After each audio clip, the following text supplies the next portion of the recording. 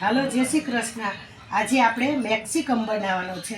આ બટેકા બાફેલા છે, કોબી ખમણેલી છે, ગાજર ખમણેલું છે, ધાણા સુધારાઈ ગયા છે, ડુંગળી છે અને આ કેપ્સિકમ મરચાં છે, આ લીંબુ છે। તો આપણે બધુંય બટેકાની અંદર માવો બનાવવાનો છે। આપણે મેક્સિકન બનાવવાનું છે। તો ગાજર ખમણેલું નાખી અને આ કોબી ખમણાઈ ગઈ છે એ નાખી દઈ।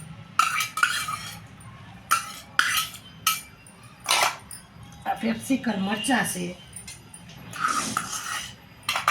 આ એક ડુંગળી ખમણેલી છે અને આ ધાણા ભાજી છે, તો એ સુધારેલા જ છે। હવે એને આપણે હલાવી નાખીએ।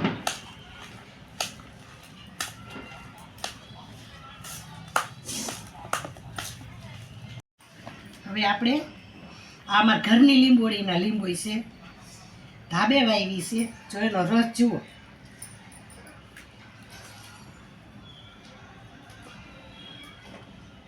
હવે આપણે આ લીંબુ નાખ્યું છે ને તો એને હલાવીને ભેળવી દઈએ, પછી એની ગોટી પાડી દઈએ।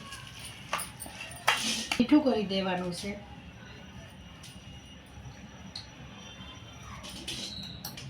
સ્વાદ પ્રમાણે કરવાનું। હવે આ બ્રેડનું પેકેટ છે એને આપણે બ્રેડ કાઢવાની છે। તો પડકે હવે આપણે બ્રેડની કોર કાપી નાખી છે, તો આ પાણીની અંદર સેજ સોપડી જવાનું, એટલે બ્રેડ નરમ પડી જાય એકદમ। પછી આટલો જ મસાલો થોડો થોડો લેવાનો અને આવી રીતે મૂકી દેવાનો।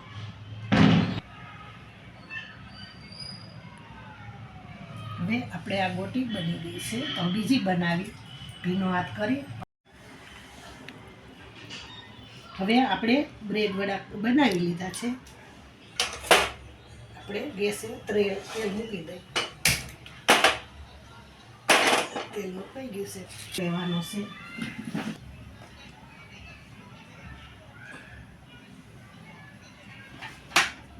જોઈ પ્રમાણે ની અંદર મીઠું કરવાનું છે।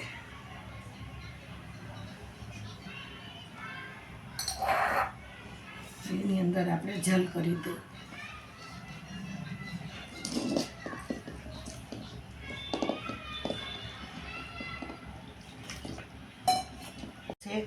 તો આપણે વડી બનાવવા એકદમ ઘાટો લોટ રાખવાનો, પછી એની અંદર કરી દેવાનો।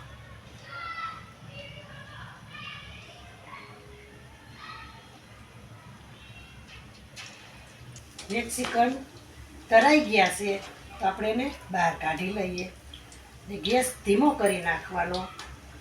તો બહુ લાલ નહીં બનાવી નાખવાનો, એકદમ સરસ બની ગયા છે મેક્સિકન। ડીશની અંદર લઈ લેવાના છે।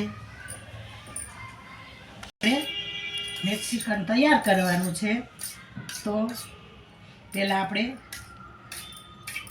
સોસ નાખી દઈએ થોડો।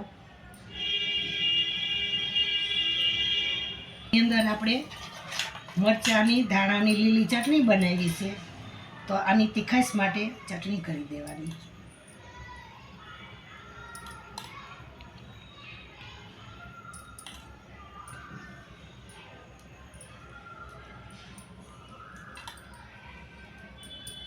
હવે એની ઉપર આપણે ચીઝ ખમણી દેવાનું છે।